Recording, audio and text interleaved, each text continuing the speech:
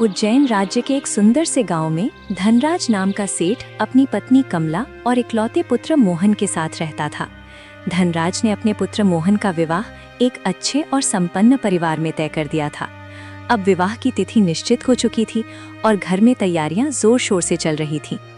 एक दिन धनराज ने अपनी पत्नी कमला से कहा, मैं अपने पुत्र मोहन का विवाह बहुत धूमधाम से करना चाहता हूँ।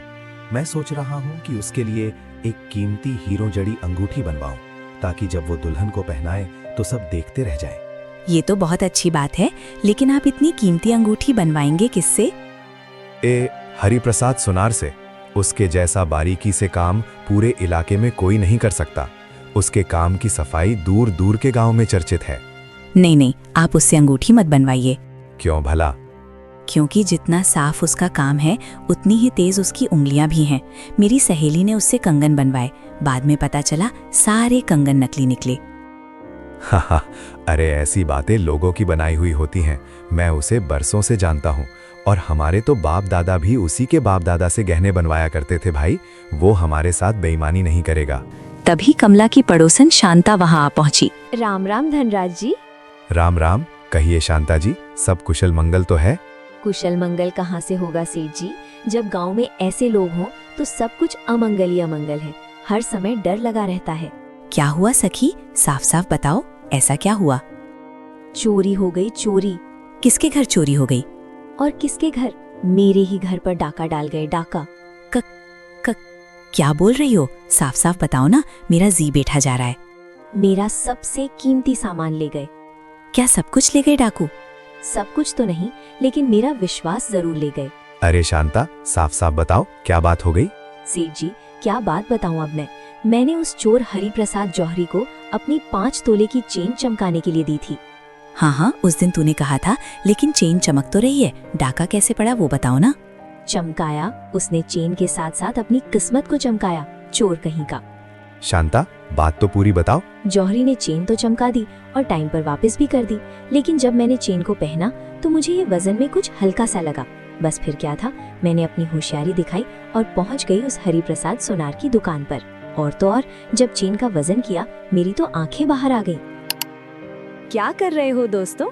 90% से अधिक लोग बिना सब्सक्राइब किए वीडियो देख रहे हैं। सब्सक्राइब कीजिए ताकि हम अगली कहानी उससे भी बढ़िया बना सके। क्या हुआ आगे क्या हुआ, जल्दी बताओ ना। होना क्या था, उसने मेरी चेन से पूरा 2 तोला सोना गायब किया है। सुना आपने, मैं पहले ही मना कर रही थी। वो काम के साथ साथ हाथ भी साफ कर लेता है। हाँ, हो सकता है कोई गलतफहमी हो गई हो। शांता, आपने पूछा नहीं उस सोनार से कि 2 तोला सोना कहाँ गया? अरे सेठ जी, सोनार की चोरी भला कोई पकड़ सकता है क्या? उनकी तो नियत में ही चोरी लिखी होती है। सोनार अपनी माँ के गहने से भी चोरी कर लेता है। हाँ, वो भला कभी हमसे कहता कि मैंने 2 तोला सोना चुराया है? आप भी कैसी बात कर रहे हैं धनराज जी? दुनिया आपकी तरह साफ दिल की नहीं है, यहाँ बड़े चालाक लोग रहते हैं। देख लो, भगवान ने सही टाइम पर आपको सावधान किया है, कल को बेटे की शादी में इज्जत ना उतर जाए। हाँ, बात तो तेरी भी सही है, लेकिन उसके जैसा बारीक काम करने वाला कलाकार आसपास के गांव में भी कोई नहीं है। ठीक है, पर देख लो, उससे इतनी कीमती अंगूठी बनवाने के बाद भी इज्जत गंवानी पड़ी तो कहीं शादी में बेटे का नाक न कट जाए। तुम्हारी बात में दम है, लेकिन उसके जैसी अंगूठियां कोई दूसरा सुनार नहीं बना पाएगा। इसीलिए काम तो मैं उससे ही करवाऊंगा। देखता हूँ वो मुझे कैसे पागल बनाता है। वो सुनार है तो मैं भी बनिया हूँ, तुम बस देखती जाओ। मुझे तो डर लग रहा है कहीं हमारा नुकसान ना हो जाए, इसलिए थोड़ा सोच समझकर फैसला लेना। अरे तुम इतना मत सोचो, मैंने सब सोच लिया है। मेरी चालाकी के आगे उसकी चालाकी पानी भी नहीं मांग पाएगी। अगले दिन हरिप्रसाद सुनार को सेठ ने घर बुलाया और 5 अंगूठियां बनवाने का काम सौंपा, ताकि जो बहू पर अच्छी लगेगी वो पहना सके। हरिप्रसाद, तुम्हारे काम की बहुत तारीफ सुनी है। ये मेरे बेटे के विवाह की अंगूठी है। मैं नहीं चाहता कि तुम इसमें कोई हेरा फेरी करो, जिससे शादी में मेरी और मेरे परिवार की इज्जत खराब हो। इसलिए मैं चाहता हूं कि तुम इसे मेरे बाग के पास बने अतिथि गृह में बैठकर बनाओ। मेरा आदमी हर समय तुम्हारे साथ रहेगा और निगरानी करेगा। सेठ जी, कैसी बातें करते हो? राजू तो मेरे बेटे जैसा है, भला उसके शादी के गहने के साथ मैं ऐसा क्यों करूंगा? क्या आपको मुझ पर विश्वास नहीं? आपको जैसी अंगूठियां बनवानी हो मैं वैसी ही अंगूठियां बना कर दूंगा, एकदम शुद्ध सोने की। बस मुझे अपनी दुकान पर ही काम करने दीजिए। नहीं हरिप्रसाद, ये मेरे परिवार की इज्जत का सवाल है। इस समय मैं किसी पर भरोसा नहीं कर सकता। आपको जैसा कहता हूँ वैसा ही करके मुझे काम करके दीजिए। कल से ही मेरे अतिथि गृह में काम शुरू कर दो। अगले दिन से काम शुरू हो गया। हरिप्रसाद के साथ धनराज का नौकर बाग में बने अतिथि गृह में जाते हैं। हरिप्रसाद दिन भर काम करते और शाम को जितना काम हुआ उतना सेठ को दे देता। सेठ आधी बनी अंगूठियों को अपने लॉकर में रख देता। दूसरे दिन लॉकर से निकालकर हरिप्रसाद को देता। अपने आप पर जो अविश्वास हुआ ये देखकर सुनार बहुत ही निराश था। शाम को हरिप्रसाद अपनी पत्नी से कहता है, धनराज का मुझ पर यूं विश्वास न करता देखकर मन बहुत दुखी हो गया है। मन तो करता है उसका काम ही ना करूं। धनराज सेठ होगा अपने घर का, हमें मेहनत के पैसे देगा, फ्री के नहीं। आप छोड़ क्यों नहीं देते ऐसे लोगों का काम? लेकिन आपको कौन समझाए, क्या पड़ा है उन अंगूठियों में? ऐसे लोगों का काम क्यों ही करना जिसे आप पर रत्ती भर भी भरोसा नहीं? नहीं नहीं, ये काम बीच में नहीं छोड़ सकता। इस काम के बाद मैं देश का सबसे अमीर व्यक्ति बन जाऊंगा। क्या कहना चाहते हो? तुम्हारे शैतानी दिमाग में क्या चल रहा है? कुछ नहीं, सही समय का इंतजार करो बस। एक दिन धनराज को मेरे साथ किए इस व्यवहार पर पछतावा होगा। गोपाल हर पल मौजूद रहता। हरिप्रसाद जरा सा भी हिलता तो गोपाल उसकी तरफ देखने लगता। वो पानी पीता तो गोपाल गिलास तक की अच्छे से जांच कर लेता। एक दिन ये सब देखकर हरिप्रसाद को गुस्सा आ जाता है और खड़ा होकर कहता है, गोपाल बहुत हो गया है। अगर इतना ही विश्वास नहीं है तो मैं जैसा कहता हूँ वैसे आप खुद ही बना लीजिए ये अंगूठी। मैं तो सिर्फ अपने मालिक का हुक्म मान रहा हूँ। अगर आपको नहीं जमता तो काम बंद कर दो। हरिप्रसाद चुप हो गया, लेकिन उसके मन में कुछ चल रहा था। उसके मन में गुस्सा तो बहुत था, लेकिन उसने कुछ सोचा और अपने काम में लग गया। वो अपने मन से काम करने लगा। आखिर वो दिन भी आ गया जब अंगूठियां तैयार हो गईं। बस उसे चमकाना बाकी था, जो कि अगले दिन करना था। हरिप्रसाद शाम को धनराज से कहता है, सेठ जी, बस एक दिन का काम बाकी रहा है, मतलब आधे ही दिन का काम बाकी है। सिर्फ चमकाना ही बाकी है, कल वो भी हो जाएगा और आपका इंतजार खत्म समझो बस। हरिप्रसाद, तुम्हारा बहुत बहुत शुक्रिया भाई, जो आपने इतने कम समय में मेरा काम पूरा किया। लाओ इसे मैं लॉकर में रख देता हूँ। बस कल एक और दिन आपको परेशानी उठानी होगी। हाँ, सेठ जी, अंगूठियां तो आपकी ही हैं। क्या मतलब आपका? अंगूठियां आपकी ही हैं, चाहे कहीं रखो। मेरे कहने का मतलब यही है। सुनार के जाते ही कमला बोली, मुझे तो हरिप्रसाद की नीयत खराब लग रही है। देखा नहीं कैसे हंस हंस कर कह रहा था अंगूठियां तो आपकी ही है। बोलने का तरीका अजीब नहीं लगा आपको? तुम क्या कहना चाहती हो भाई? अरे तुम्हारे दिमाग को ठंडा रखो और मेरा भी दिमाग शांत रहने दो। छोटी छोटी बातें लेकर बैठ जाती हो सकता है कल काम पूरा होने की खुशी में मुस्कुरा रहा हो। जाओ अपना काम करो। अगले दिन अंगूठियों को दोपहर तक चमकाकर हरिप्रसाद ने मखमली डिब्बे में रखी और गोपाल के साथ लौटने लगा। लेकिन हरिप्रसाद भी बहुत चालाक आदमी था। वो घर से एक और लाल डब्बा कपड़ों में छिपा कर लाया था। काम पूरा होने की खुशी में धनराज खुद रास्ते में उनका इंतजार कर रहा था। हरिप्रसाद ने दूर से ही खुशी से हाथ हिलाने लगा, माने आज उसने कोई बहुत बड़ा तीर मान लिया हो। फिर पास आकर डिब्बा धनराज को देते हुए कहा, लीजिए सेठ जी, आपकी अमानत। मेरा काम आखिर अब पूरा हो ही गया। अब मेरी कोई जिम्मेदारी नहीं, संभालिए अपनी अमानत।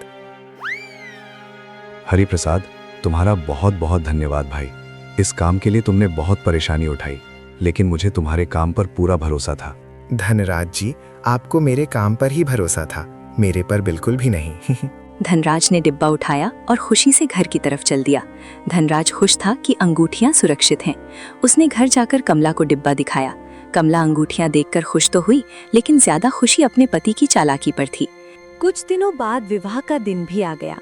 कमला ने जब अंगूठी वाला डिब्बा निकालकर देखा तो अंगूठियां काली पड़ चुकी थीं। ये देखकर कमला रोने लगी। हाय राम, हम लुट गए, बर्बाद हो गए। ये सब क्या हो गया? जिसके लिए इतना नाटक किया आखिर वही सब हो गया। मैंने पहले ही मना कियागा, उस चोर हरिप्रसाद से अंगूठियां मत बनवाओ, लेकिन मेरी बात मानता कौन है? अब नतीजा सबके सामने है। अरे कोई सेठ को बुलाओ। धनराज भागता हुआ वहां आया और देखकर वो गुस्से से आग बबूला हो गया और हरिप्रसाद को बुलावा भेजा। हरिप्रसाद के आते ही धनराज उस पर भड़क उठा। गांव के लोग सच कह रहे हैं, तुम सच में एक नंबर के चोर आदमी हो। आखिर तुमने अपनी असली औकात दिखा ही दी। सेठ जी, थोड़ा शांत हो जाइए। ये लीजिए आपकी अंगूठियां। आपने मुझ पर विश्वास नहीं किया, इसीलिए मैंने ये नाटक किया। अंगूठियां देखकर धनराज शांत हो गया और बोला, अरे भाई, इतनी निगरानी के बाद भी तुमने हाथ साफ किया कैसे? सेठ जी, आपको याद ही होगा, जब मैं दिन भर यहाँ काम करके घर जाता तो रात को घर बैठकर सेम टू सेम अंगूठियाँ घर पर नकली बना लेता था, और जब चमकाने के लिए लास्ट दिन जब आया तो नकली डब्बा अपनी जेब में छुपा कर लाया था, और जब आपको देने की बारी आई तो मैंने दूसरा वाला डब्बा आपको दे दिया और किसी को भनक तक नहीं लगी। लेकिन अब भी मुझे एक बात समझ नहीं आई। बताइए सेठ जी, क्या समझ नहीं आया? अगर सारी अंगूठियां मुझे वापस ही करनी थी तो ये सब नाटक किया क्यों? सेठ जी, सब सुनार तो हैं ही बदनाम, हम किसी के सगे नहीं होते, लेकिन मैंने राजू बेटे को हमेशा अपने बेटे जैसा ही माना। जितना उसकी शादी का उत्साह आपको था उतना मुझे भी था। आपका प्यार और मेरे प्यार में फ़र्क सिर्फ इतना सा था कि आपने उसे जन्म दिया। मैं उसकी शादी तो नहीं करवा सकता, लेकिन जब आपने उसकी शादी के जेवरात बनाने के लिए कहा तो मेरी खुशी का ठिकाना नहीं रहा। मैं पूरी जिम्मेदारी और ईमानदारी से ये काम कर अपने बेटे की शादी में 4 चांद लगाना चाहता था, लेकिन आपका मुझ पर भरोसा नहीं करना मुझे अंदर से ही खाए जा रहा था। मैं सिर्फ आपको ये दिखाना चाहता था कि मैं गलत नहीं हूँ। मुझे माफ़ कर दीजिए हरिप्रसाद जी, मैं अपने व्यवहार से दुखी हूँ, लेकिन फिर भी मुझे एक बात बताओ। बताओ सेठ जी, आज अपने सारे सवाल दिल खोल कर लीजिए। हाँ, आपने गांव के बाकी लोगों के जेवर में धोखाधड़ी क्यों की, ये मुझे समझ नहीं आ रहा। सेठ जी, जब मैं सुबह उठता हूँ तो सबसे पहले भगवान के मंदिर जाकर एक ही बात कहता हूँ कि अगले जन्म में मुझे कुछ भी बना देना, लेकिन सुनार मत बनाना। हम सुनार लोग कितना भी ईमानदारी से काम कर ले, लोगों के मन से ये भ्रम कभी निकाल नहीं सकते कि हम चोर नहीं हैं। दूसरे दिन शादी में धनराज ने हरिप्रसाद और उसकी पत्नी को सबके सामने बुलाया और कहा, आज से तुम मेरे बड़े भाई हो, और बड़े भाई अपने बेटे की शादी में आशीर्वाद देते हैं, ऐसे खड़े नहीं रहते। सेठ जी, मेरे पास ना धन है ना जमीन, फिर भी आपने मुझे इतना बड़ा बना दिया। जिस इंसान की ईमानदारी करोड़ों की हो, उसे अमीर बनाने के लिए पैसों की जरूरत नहीं होती। देखा, मैंने कहा था ना, इस काम के बाद मैं दुनिया का सबसे अमीर आदमी बन जाऊंगा, क्योंकि आज हमने बिना जन्म दिए एक बेटे का सुख और एक भाई मिल गया। इससे बड़ी दौलत और क्या होगी? सही कहा आपने, आज हम सबसे अमीर लोग बन गए।